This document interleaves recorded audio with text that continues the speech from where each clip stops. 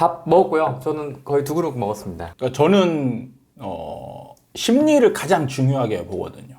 근데 심리가 아직 서울이나 주요 지역들은 살아있는 게 느껴져요. 아직까지. 아직도요? 네. 아, 그래요? 강남 3구 빼고요? 뭐 서울도 그러니까 지금 금리 인상 때문에 매수 주체가 이제 죽었는데, 이 매수 주체, 죽은 주체는 대부분 다 무주택자들이잖아요. 무주택자들은 그리고 원래 시장에 부정적이었던 사람들이 많고, 근데 규제의 영향을 받는 사람들은 이제 다주택자인 거죠. 다주택자들이 금리나 이런 거하고 상관없이 이미 이제 매수 여력을 이제 규제 때문에 떨어져 있는 상황인데, 예를 들면 이런 거죠. 내가 집을 가지고 있는데, 집을 가지고 있는 사람들은 아직도 집값 상승에 대한 기대치가 꽤 많단 말이죠. 그런 사람이 다시 살 수 있는 기회를 주면, 돈이 있고, 그럼 충분히 또 살 수 있는 상황도. 그리고 지금 집값이 좀 많이 어느 정도 이제 다운이 됐잖아요.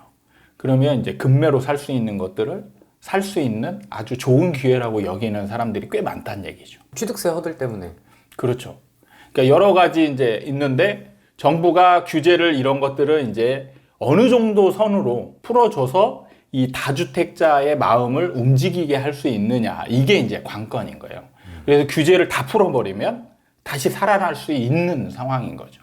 그러니까 지금 규제 지역을 해제했을 때, 규제 지역을 해제해도 남은 규제들이 있기 때문에, 이런 규제들이 금리 인상하고 맞물려서 심리를 아직 다운시키는 효과가 있는데, 이제 규제 지역을 해제할 때 규제 지역과 더불어서 뭐 취득세 중과라든지, 그러니까 지금은 취득세 중과 규제 지역을 풀면 이제 조금 남아 있잖아요. 그다음에 뭐 양도세라든지 이런 부분도 그 영역이 남아 있기 때문에, 그리고 대출, 물론 이제 금리 인상이 이제 가파르기 때문에 대출을 막 심하게 받아서 집을 살 사람은 많지 않겠지만, 이런 게 현실적으로 실현되는 것보다는 심리를 움직이는 게 더 클 수 있거든요. 그럼 아직도 다주택자들은 이 상승에 대한 기대감이 있다고 보세요? 네, 저는 아직 있다고 봅니다. 아직도? 네. 그게 굉장히 쉽게 꺾이지 않아요. 그리고 이제 좀 약간 받아들이는 느낌. 지금은 이제 좀 받아들이는 거죠. 그러니까 뭐냐면 규제가 있는 상태라는 거죠.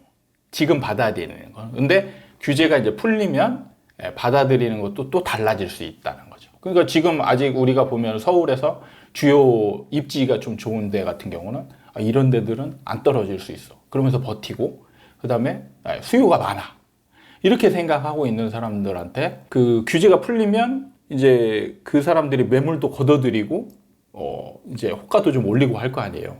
근데 여기서 이제 매수세가 몇 사람만 따라붙어도 그 올라가는 그래프가 바뀌거든요. 이게 중요한 거예요. 그러니까 그래프가 바뀌느냐 안 바뀌느냐가 되게 중요한 거거든요. 소위 말하는 핵심 지역이라고 할 수 있는 잠실 같은 데도 지금 막 이렇게 떨어지죠.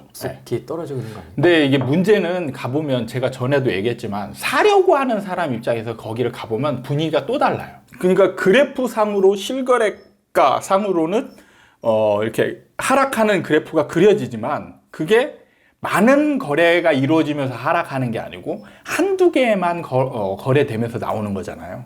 호가는 지금 위에서 버티고 있는 중이고. 그러니까 사려고 하는 사람 입장은 지금 예를 들어서 20% 빠진 가격이 거래가 됐다. 그러면 최소한 이 가격에 사고 싶을 거 아니에요. 아니면 이 밑에. 그래서 이런 매물들이 있을 거라고 이제 생각하고 가는 거잖아요. 가보면 없다니까요. 없어요. 이런 매물이 없어. 항상 하락기 때 가보면 매수하기가 참 어려운 게 뭐냐면, 실거래가가 낮은 게 찍혔잖아요. 그럼 호가가 바로 내려가지 않아요. 그거 보고 갔는데 없어. 네, 없어요. 그러면 그냥 돌아오는 거죠. 내가 이 호가에 사면 비싸게 주고 사는 꼴이 되기 때문에, 하락장에서 비싸게 주고 사는 거는 가장 멍청한 짓이죠. 그러니까 안 사는 거예요. 그러니까 살 수 없게 만드는 거죠. 그리고 기다리고 있으면 어느 날 갑자기 급매로 거래되는 게 그냥 툭툭 찍히는 거예요. 우수수 후두두 이렇게 떨어진 게 아니면 아니에요. 네, 달라요. 주식시장하고 부동산은 시장이 진행되는 상황이 굉장히 많이 달라요. 그러니까 하락장에서도 호가가 막 다 내려가 있지 않아요. 호가는 생각 외로 많이 다 버텨요. 대부분의 사람들은. 그러면서 이제 급매물 위주로 이렇게 툭툭 거래되면, 그게 조금 지나면 이제 그거에 맞춰서 조금 또 호가가 조금 더 하락하고, 이런 식으로. 근데 항상 보면은 호가가 약간 위에 있는 느낌. 그래서 사고자 하는 사람 입장에서는 막 이것저것 골라서 살 수 있는 상황이 벌어지지 않아요. 그런 상황은 언제냐면 이제 저 바닥이 되면 그때쯤 되면 이제 하락하는 게 멈추죠. 멈추고 이제 호가가 조금씩 내려오다가 이제 실거래가와 호가가 이제 비슷한 상황이 벌어지는 거죠. 바닥에서. 그러면 이제 이때는 좀 사고 싶은 생각이 나긴 하죠. 그 호가와 실거래가의 갭이 딱 붙었을 때가 어떻게 보면 거의 바닥에 근접한. 그렇죠. 지금 같은 경우는 경착륙이 좀 우려되니까 네. 정부가 조금 한꺼번에 풀 수 있는 걸 푸는 거죠. 그래서 규제 지역 해제가 조금 먼저 오는 느낌이에요. 원래는 제가 볼 때는 이제 취득세 중과나 이런 걸 따로 풀어줬을 가능성이 있는데 지금은 이제 규제 지역 해제가 먼저 가고 그 다음에 이제 남아있는 취득세 중과나 중과됐던 부분을 좀 풀어줄 가능성이 있고요. 순서가 뭐냐면 미분양이 생기거든요. 네. 그럼 미분양이 생기면 정부는 조금 더 적극적인 규제를 풀어주는 쪽으로 이제 방향이 선회가 돼요. 그러면서 이제 미분양은 건설사하고 연결이 된단 말이에요. 벌써 지금 건설사들이 뭐 위험하다라는 얘기들이 막 나오고 기사가 있잖아요. 막 솔솔. 그러니까 이게 이제 지금부터 이렇게 나오기 시작하면 미분양이 좀 많이 되면 이제 건설사 위험하다, 부도 뭐 이런 얘기 많이 나오고 그러면 이제 이게 여기서 끝나는 게 아니고 주택 경기에서 끝나는 게 아니고 우리나라 전체 경제 쪽으로 이제 확산이 된단 말이에요. 그럼 정부는 이런 상황을 막아야 되죠. 그러면 이제 미분양을 해소하는 쪽에 포커스가 맞춰지게 돼요. 미분양을 해소할 수 있는 가장 지금 이제 미분양하고 관련된 규제들이 뭐가 있냐면 첫 번째는 이제 분양권 전매, 두 번째가 분양권이 가구수에 포함되는 부분. 그 다음에 이제 청약을 할 때 청약의 순위라든지 이런 것들을 굉장히 타이트하게 해놨잖아요. 그렇죠. 이거를 이제 러프하게 풀어주는 거죠. 순위나 이런 것들을 굉장히 러프하게 해버리는 거예요. 그래서 누구나 어디든 이렇게 청약을 할 수 있는 이런 식으로 이제 풀어주는 거죠. 그게 이제 먼저 선행이 되고 그런 다음에도 미분양이 해소가 되지 않으면 그때부터는 이제 뭐 중도금 대출이라든지 이런 쪽에 이제 가계부채가 좀 있어도 대출을 풀어줄 수밖에 없어요. 중도금 대출이라든지 이런 것들을 규정을 완화시켜 주죠. 그렇게 해도 해소가 안 되죠. 네. 안 되면 이제 거의 마지막에는 그 물건들에 한해서 양도세를 면제해주는 아니면 이제 처음부터 좀 과감하게 뭐 100% 면제 이렇게 나올 수도 있는데 한시적으로 조금 이제 뭐 몇 프로 할인 이런 식으로 들어갈 수 있거든요. 50% 감면. 이 미분양난 물건을 사면 50% 감면. 뭐 이제 몇 년 한정 하에 뭐 이런 식으로 이제 이런 거는 부양책이라고 하죠.